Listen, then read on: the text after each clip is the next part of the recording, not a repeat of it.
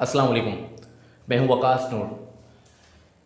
Last video में हमने बात की थी हिस्ट्री क्रैश कोर्स में कि हम नेक्स्ट वीडियो में सिविलाइजेशन पे बात करेंगे। सिविलाइजेशन, जी हाँ, सिविलाइजेशन। आपने अक्सर लोगों को ये कहते हुए ज़रूर सुना होगा कि ये शख्स बहुत तहज़ीब याफ्ता है, अमरीकी तहज़ीब काफ़ी जदीद है। यूरोप को देखें, जर्मनी, फ्रांस, इटली, स्पेन, इन्होंने बहुत ज़्यादा डेवलपमेंट कर ली है। मगर डेवलपमेंट की है तो किस तनाजुर में? क्या ये कंट्रीज ज़्यादा सिविलाइज्ड हैं? हमारे यहाँ अक्सर सिविलाइजेशन की जो डेफिनेशन की जाती है उससे काफ़ी लोग नावाकिफ़ हैं। जब हम बच्चों को पढ़ाते हैं तो उसमें काफ़ी दिक्कत होती है कि सिविलाइजेशन की जो टर्म है उसको किस तरह से एक्सप्लेन किया जाए। जितने भी हिस्टोरियंस हैं, उन हिस्टोरियंस ने हिस्ट्री के तनाजुर को देखते हुए 6 कंपोनेंट्स बताए हैं कि जो सिविलाइजेशंस को एक्सप्लेन करते हैं। आज हम उसी पर बात करने जा रहे हैं। सिविलाइजेशन एक्चुअली होती क्या है? आम तौर पे सादा अल्फाज में अगर हम ये कहें कि सिविलाइजेशन मटीरियल डेवलपमेंट का नाम है तो बिल्कुल दुरुस्त है। कैसे? देखें, इंसान ने जब जंगलात से, गारों से निकल कर उन इलाकों में सेटलमेंट्स इख्तियार की जहाँ पर पानी मौजूद था, अर्बन सेंटर्स बनाए, अपने रिहाइश को वहाँ पे यकीनी बनाया, तो वो सिविलाइज्ड कहना शुरू हुआ।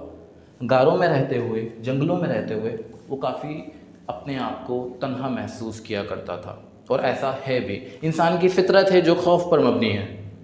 इंसान को अपने साथ कोई ना कोई कंपेनियन चाहिए, लिहाजा अकेला इंसान निकलकर कबीलों की शक्ल इख्तियार कर लेता है। ये कबीले मिलकर साथ रहना शुरू करते हैं, साथ शिकार करते हैं। शिकार के बाद फिर इन्होंने टूल्स बनाना शुरू कर दिए। इन टूल्स की जिद्दत आती गई। यहाँ पर एक टर्म यूज़ करूँगा मैं जिसे हम कहते हैं नियोलिथिक एरा। नियोलिथिक एरा क्या था?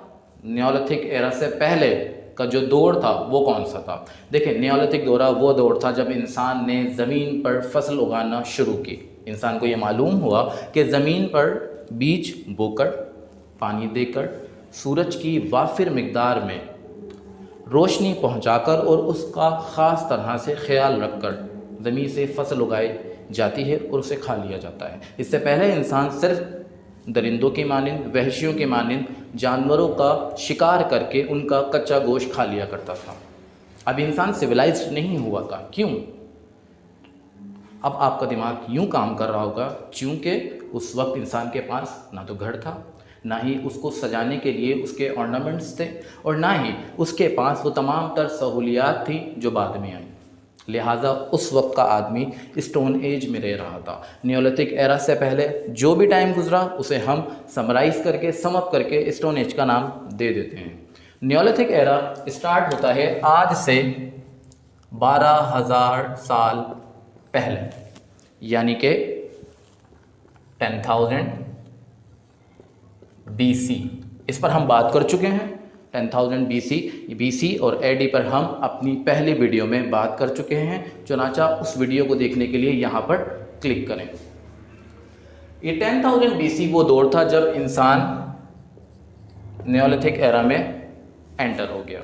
इंसान नियोलिथिक एरा में दाखिल हो जाता है। जैसे ही उसने नियोलिथिक एरा में कदम रखा, उसको चीज़ों की ज़रूरत पड़ती गई।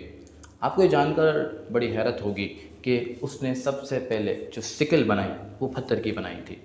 सिकल जिसे हम उर्दू में दरांती कहते हैं, जो फसल को काटने के काम आती है। अच्छा, नियोलिथिक एरा से पहले हम ज़रा बात करते हैं उन सेटलमेंट्स की जहाँ पर इंसान ने अपनी पहली सेटलमेंट्स बनाई। कहाँ बनाई, कैसे बनाई, क्यों बनाई?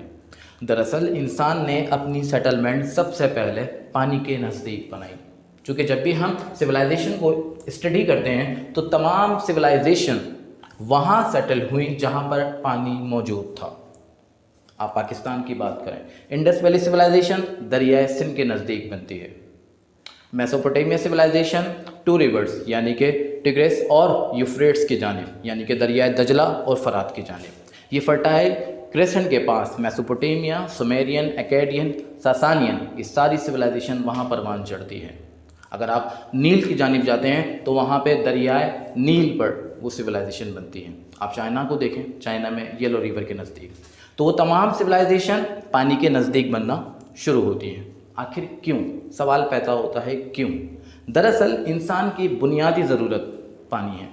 पानी तो चूँकि ऐसा है जैसे कि सूरज की रोशनी से भी ज़्यादा अहम, और दरअसल ये बिल्कुल दुरुस्त बात है।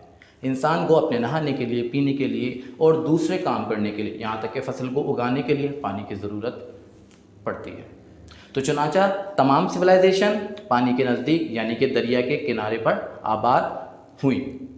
आइए ज़रा देखते हैं कि सिविलाइजेशन में और कौन कौन से कंपोनेंट्स हैं। सिविलाइजेशन की जो टर्म है वो डिस्क्राइब करती है आपकी सोसाइटी को, आपके कल्चर को, आपका वे ऑफ लाइफ, आप किस तरह से रहते हैं। इसी तरह आपके जो बिलीफ्स हैं, आपकी गवर्नेंस, आपका आर्ट और आपके आर्किटेक्चर। इसी तरह जब आपके पास गवर्नेंस मौजूद होगी तो आपके पास लॉ एंड ऑर्डर की सूरत हाल और उसको सस्टेन करना, मेंटेन करना ज़रूरी है। साइंटिस्ट जो कि सोशल साइंसेस पर काम करते हैं, आपके हिस्टोरियंस, वो ये बताते हैं कि जब भी सिविलाइजेशन बनती है तो मैटर की यानी कि मटेरियल डेवलपमेंट होना लाजमी है। इसके बगैर आप ये नहीं कह सकते कि कोई भी सिविलाइजेशन बहुत ज़्यादा मॉडरेट है। अमेरिकी अपनी सिविलाइजेशन पर जब बात करते हैं तो वो किस चीज़ को रेफ़र करते हैं? देवकामत यानी कि सद मंजिला इमारतें। हवाई जहाज़ अगर किसी मुल्क ने बना लिया तो वो ज़्यादा तरक्की याफ्ता, तहजीब याफ्ता कहलाएगा। क्यों? दरअसल मादी तरक्की ही का नाम सिविलाइजेशन है। यहाँ कंफ्यूज होने की ज़रूरत नहीं। सिविलाइजेशन और सकाफत यानी कि आपका कल्चर, इन दोनों में बहुत वास्ट डिफरेंस मौजूद है। आपकी जो सकाफत है वो आपके जज्बात, आपके एहसासात पर मबनी होती है, और जबकि सिविलाइजेशन वो सिर्फ मटेरियल बेस्ड होती है। आज के दौर में ऐसा ही है। आपके हाथ में मौजूद जो भी गैजेट है, जो भी मोबाइल फ़ोन है, कंप्यूटर है, कैलकुलेटर है, इस्त्री है, एयर कंडीशंस हैं, जितनी भी मशीनरीज़ हैं वो तमाम तर यूरोप में बनी। आखिर क्यों? क्योंकि वो मैटर यानी कि मटेरियल डेवलपमेंट में हमसे ज़्यादा आगे निकल चुके हैं। तो लिहाजा मगरिब वाले ये कहते हैं कि मशरिक़ तहज़ीब में बहुत पीछे रह गया।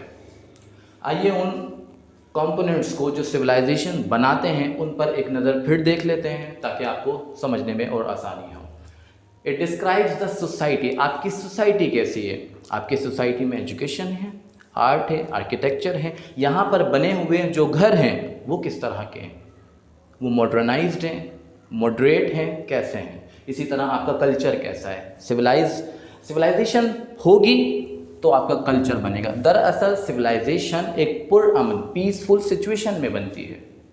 फॉर सपोज आजकल कोरोना जैसी वबा पूरी दुनिया में फैली हुई है। आपको क्या लगता है? हमें कमेंट में ज़रूर बताएं, क्या सिविलाइजेशन परवान चढ़ेगी या सिविलाइजेशन रुक गई है, पॉज आ गया है? अब ये रिज्यूम में उस वक्त होगा जब हमें इस वबा से निजात मिलेगी। इसी तरह आपका वे ऑफ लाइफ, इस कोरोना की वजह से आपकी जो ज़िंदगी वो श्रंक हो गई है, सुकड़ के रह गई है। क्यों? क्योंकि आप घर पर मुकीद हैं, अभी कोई डेवलपमेंट नहीं हो रही। इंडस्ट्रीज़ बंद हैं, लॉकडाउन की सिचुएशन है जिसकी वजह से कोई भी डेवलपमेंट नहीं हो सकती। आई गेस आप लोगों को इससे लिंक करके समझने में ज़्यादा आसानी होगी। इसी तरह आपकी लिविंग जो कि एक सर्टेन एरिया पर हो, फॉर सपोज मैं हैदराबाद का रिहायशी हूँ, हमारी सिंध की जो तहज़ीब है काफ़ी मुख्तलिफ है, हमारी सकाफत बहुत ज़्यादा डिफरेंट है। पंजाब में अलग, बलूचिस्तान में अलग, KPK में अलग, कश्मीर में अलग। ये तमाम तर चीज़ें चेंज होती हैं क्योंकि एक पर्टिकुलर एरिया में चीज़ें जन्म लेती हैं। इसी तरह आपके बिलीफ्स क्या हैं? बिलीफ आपको रोज़मर्रा की ज़िंदगी में, आपकी डेली लाइफ में, आपको अपनी ज़िंदगी मेंटेन करने में, उनके अकॉर्डिंग चलने में एक हेल्प देते हैं। ये एक सेट ऑफ इंस्ट्रक्शन है। फॉर एग्ज़ाम्पल आप मुसलमान हैं, आप कहाँ से गाइडेंस लेंगे? ऑब्वियसली आप इस्लाम से गाइडेंस लेंगे। इसी तरह से अगर कोई क्रिश्चियन है वो ऑब्वियसली बाइबल से गाइडेंस लेगा। इसी तरह हिंदू मत के मानने वाले ऋग्वेद, जितनी भी वेदास हैं, उनसे हेल्प लेंगे। तो बिलीफ आपको गाइडेंस देता है, आपकी डेली लाइफ में हेल्प करता है। इसी तरह आपकी गवर्नेंस, आप किसको फॉलो करते हैं? आपकी गवर्नेंस किस पर बेस्ड है? क्या आप कैपिटलिस्ट हैं? क्या आप कम्युनिस्ट हैं? इसी तरह आपका आर्ट, हर इलाके का अपना एक आर्ट होता है, उसमें एक खूबी होती है। उस आर्ट को एक पर्टिकुलर एरिया ही परवान चढ़ाता है, वहाँ पे पर्टिकुलर सोच के जो लोग होते हैं वो उसको परवान चढ़ाते हैं, वो तरक्की देते हैं। इसी तरह आपका आर्किटेक्चर। इसी चीज़ को आगे लेते हुए लॉ एंड ऑर्डर की सूरत हाल, अगर अमन होगा वहाँ पे सुकून होगा, आपकी सिविलाइजेशन ग्रो करेगी। इसी तरह आपके अर्बन सेंटर्स, यानी कि आपने जहाँ पे सुकूनत इख्तियार की हुई है, जहाँ आप रह रहे हैं, वहाँ पे सिचुएशन कैसी है, वहाँ इस सेंटर पे आपकी ये तमाम चीज़ें मौजूद हैं, तो that's mean you are civilised, you are following them, you are civilised. इसी तरह आपके सोशल ऑर्डर को समझने के लिए आप रेसेस को देख सकते हैं। रेसेस डिटरमिन कैसे की जाती है? रेसेस को डिटरमिन करने का सबसे अच्छा तरीका प्रोफेशंस, आपकी इकॉनमी, आपकी वो रेसेस जो कोई गरीब और अमीर में तफरीक करे, ये आपके सोशल ऑर्डर को डिस्क्राइब करते हैं। इसी तरह आपके बिलीफ जो हम ऊपर बात कर चुके हैं।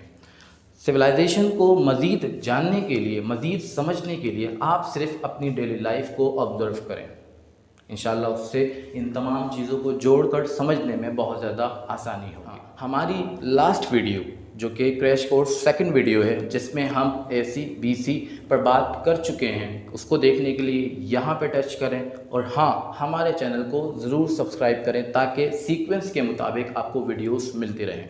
मैं हूँ वकास नूर, जब तक के लिए अल्लाह हाफ़िज़।